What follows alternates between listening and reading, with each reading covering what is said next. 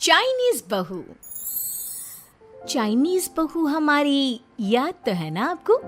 भूले तो नहीं ना? हाँ भाई, थोड़ी देर में ही सही, लेकिन चाइनीज बहू की कहानी आ ही गई। क्या हो रहा है ये देश में? चाइना ने तो आतंक ही मचा रखा है। अरे क्या हो गया? क्यों चाइना को कोसता रहता है? भूल मत, तेरी ससुराल चाइना की ही है। हाँ माँ, पर ये देखना, लड़ाई झगड़े, ये बीमारी, ऊपर से ये देश कितना चालाक है, अंदर न जाने क्या क्या करता रहता है। तभी अंदर से बहू की चिल्लाने की आवाज आती है। अरे क्या हो गया बहू, क्यों चिल्ला रही है? माँ जी, ये देखिए, ये रूस ने यूक्रेन की हालत क्या कर दी है। ऊपर से चाइना में डर बड़ा लॉकडाउन लग गया है। माँ जी, अब क्या किया जाए? अरे तो तुम लोगों को क्या परेशानी हो रही है, मैं तो यही नहीं समझ पा रही हूँ। वो क्या है ना माँ, हम लोग चाइना जाने की सोच रहे थे, सांगसू के भाई की शादी है। तो क्या? अरे कौन सा उन लोगों के यहाँ भाई घोड़ी चढ़ता है जो बहन काजल लगाकर नेक लगी? माँ जी, उसकी आंखें बहुत छोटी छोटी है, उसमें या तो पुतली रह सकती है या काजल। साले की पुतली निकाल कर काजल लगा दो, अंधा कहीं का। क्या क्या बोले तुम मेरे भाई के बारे में? अरे नहीं नहीं बहू, वो तो बोल रहा था कि तुझे नेग मिल जाएगा। हाँ, बहन है ना तो उसकी। नहीं नहीं माँ जी, मैं सब समझती, ये मेरे भाई का मजाक बनाते रहते। कितना सीधा है मेरा भाई, बिल्कुल छिपकली जैसा। नहीं नहीं बहू, सीधा गाय जैसा होता है। सही पकड़े हैं माँ जी। हाँ, तो मेरे भाई की शादी है, मैं चाइना जरूर जाऊंगी। तभी एक पड़ोसन आ जाती है।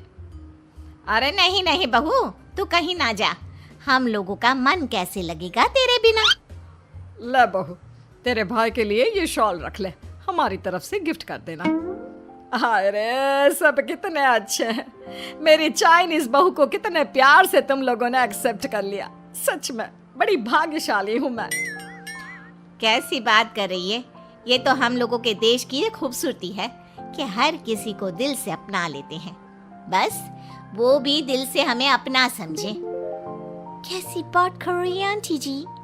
मेरे लिए आप सब सासू माँ जैसी ही हैं। मुझे भारत बहुत अच्छा लगता है, ये सबसे अच्छा देश है, मेरा भारत महान।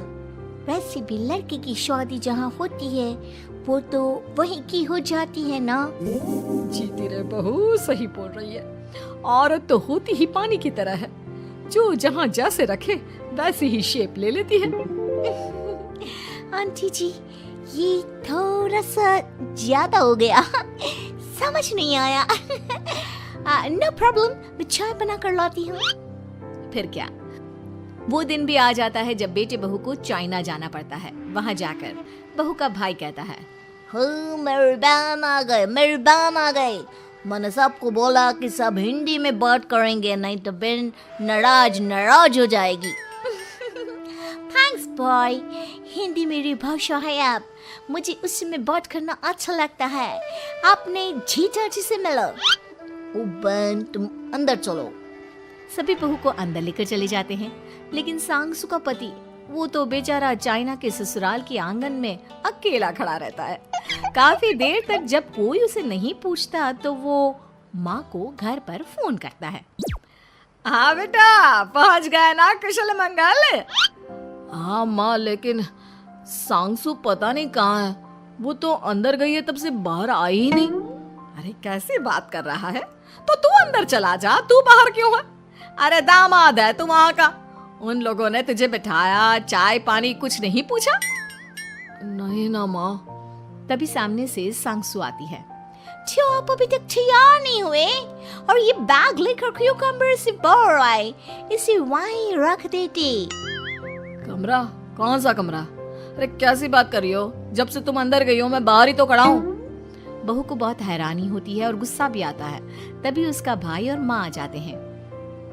और सांगसू, अंदर खाना लग गया है।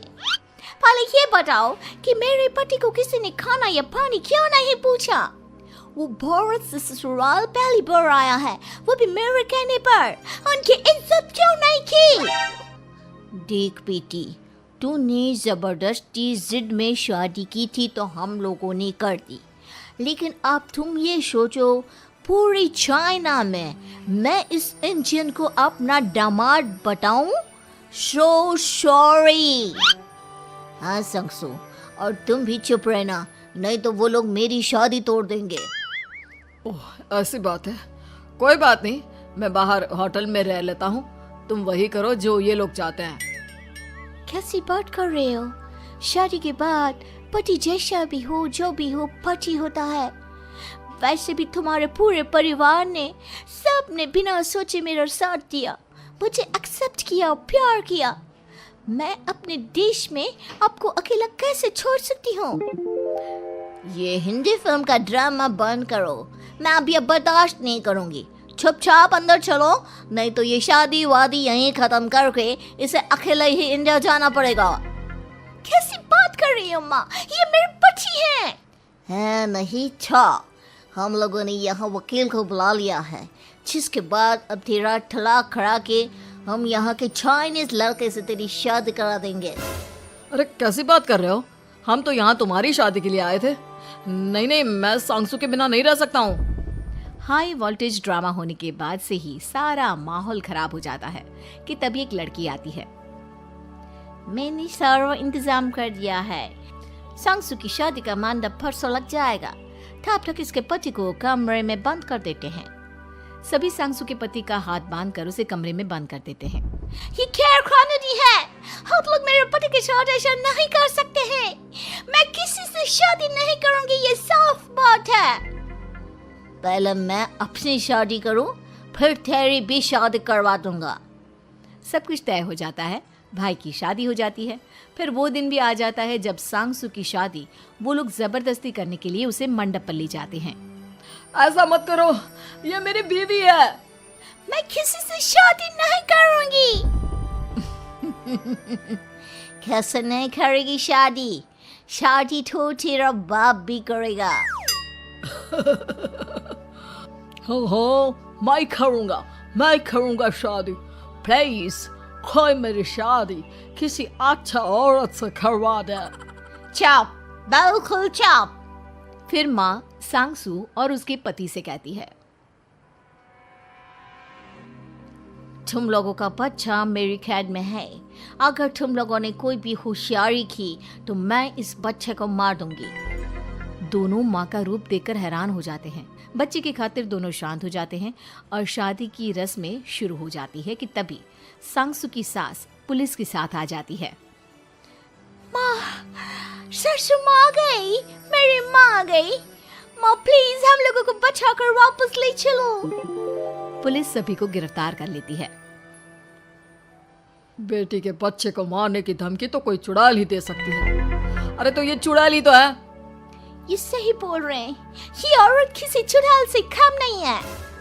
तभी उन लोगों का बच्चा भी आकर सांगसू के गले लग जाता है। माँ, तू सही समय पर आ गई, लेकिन तुझे कैसे पता चला कि यहाँ ये सब हो रहा है? बेटा, ये चाइनीज लोग ना होते ही धोखेबाज हैं। इन लोगों पर मुझे भरोसा नहीं था, इसलिए मैंने तेरे फोन को हमेशा के लिए मेरे फोन से अटैच कर दिया था, जिससे तेरे आसपास होने वाली सारी बात मैं सुनती रहूं। उस दिन भी मेरी तेरी बात हो रही थी तो तेरा फोन ऑन था, मैं सब समझ गई थी। मुझे माफ कर दो। नहीं, बिल्कुल। रंजना कभी ब्रश नहीं करती थी। उसे कितनी बार उसके माँ बाप ने डांटा, लेकिन उसका कोई असर उस पर होता ही नहीं था, जिस कारण से उसके दांत पीले पीले हो जाते हैं।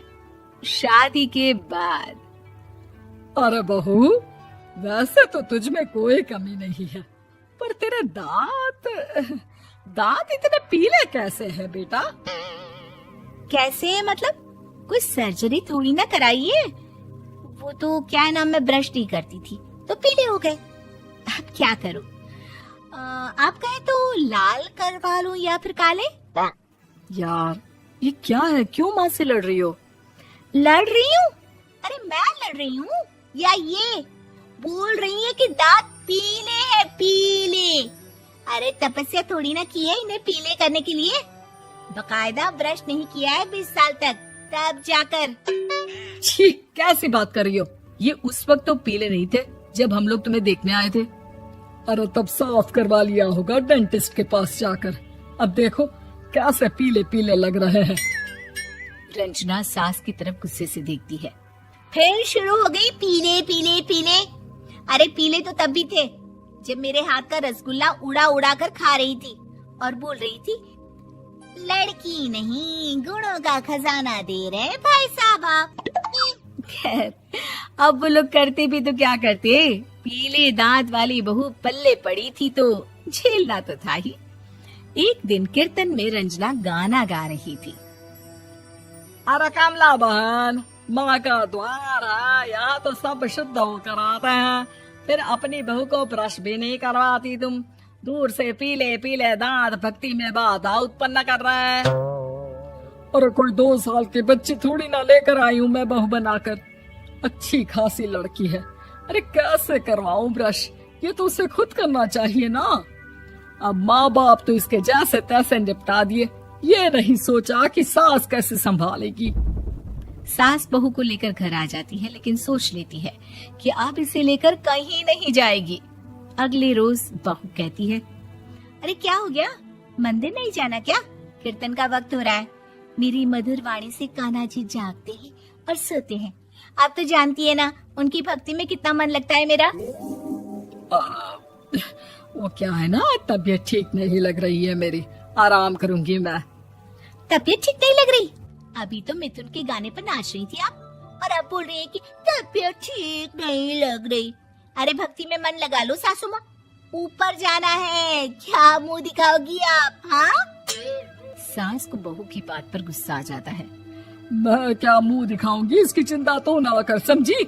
अपने मुंह की चिंता कर, जो ये पीले पीले दांत लेकर हर जगह पहुंच जाती है। पता है लोग कितना मजाक बनाते हैं। ना जी ना, मैं नहीं जाना कहीं तेरे साथ। तो ये बात है। कोई ना, मत जाओ, मैं अपने कमरे में ही बैठकर भक्ति कर लूंगी।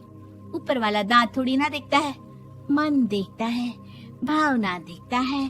और अरे बस बस, तू सब कुछ दिखा, बस ये सफेद चमकदार दांत ना दिखाना किसी को, है? जा यहाँ से।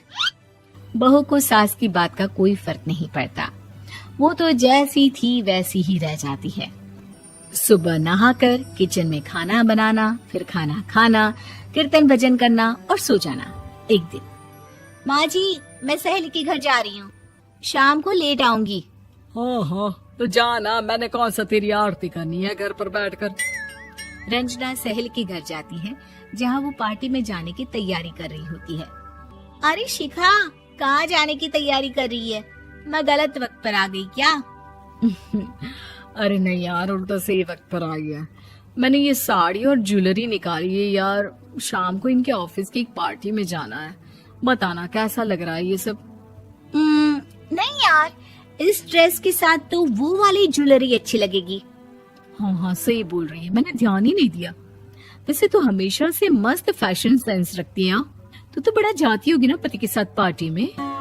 रंजना कुछ नहीं बोलती, बस सोचती है कि यार काश ये बात सही हो जाती, पर मैं क्यों नहीं जाती पार्टी में? क्या इन लोगों की कोई पार्टी होती नहीं होगी?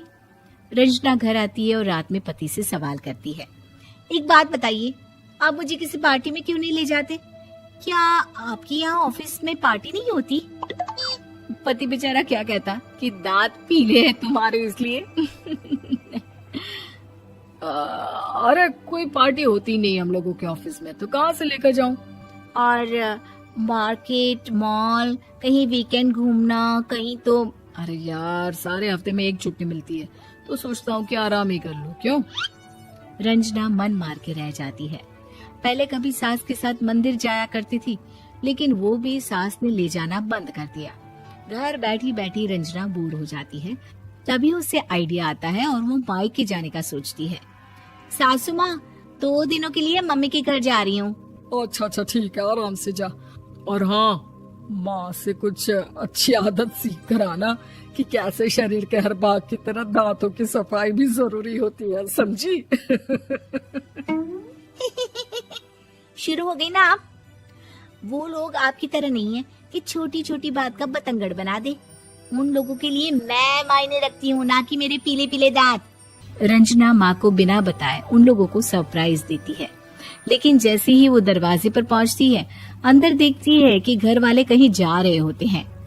अब माँ, काश रंजना दीदी के दांतों वाली प्रॉब्लम नहीं होती तो वो भी हम लोगों के साथ चलती ना बुआ जी की बेटी की शादी में।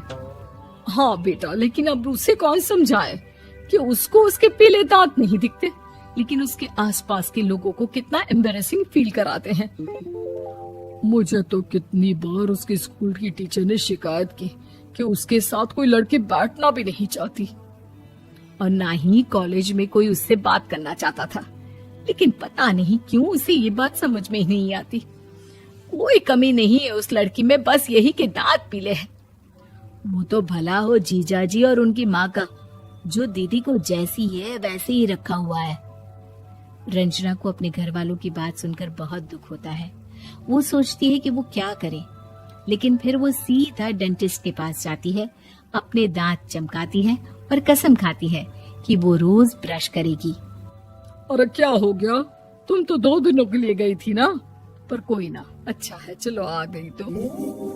रंजना सास के सामने आकर खड़ी हो जाती है और पूरी स्माइल करती है, उसके चमकदार दांतों को दिखाती हुई। चले मंदिर। माँ मुझे माफ कर दीजिए, मैंने आप लोगों को बहुत एम्बैरेसिंग फील करवाया। मैं आज से रोज ब्रश करूंगी।